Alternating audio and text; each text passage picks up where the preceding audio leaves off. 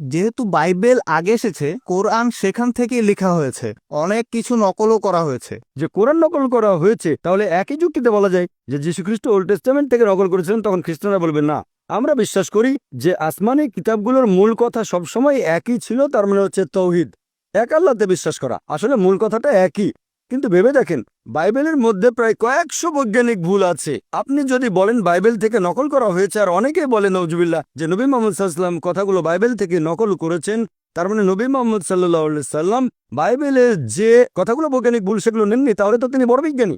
Bible বলছে Genesis অধ্যায় 1 অনুচ্ছেদ 16 থেকে 19 চাঁদের আলো তার নিজস্ব আলো, আর কোরআন বলছে সূরা ফুরকান অধ্যায় 25 আয়াত নম্বর 61 চাঁদের আলো হচ্ছে প্রতিফলিত আলো। তাহলে নবী মোহাম্মদ সাল্লাহ সাল্লাম তিনি বাইবেল থেকে নিয়ে সেটা শুধরে দিয়েছেন, আর বললেন না এটা নিজস্ব আলো না প্রতিফলিত আলো। এটা সম্ভব না।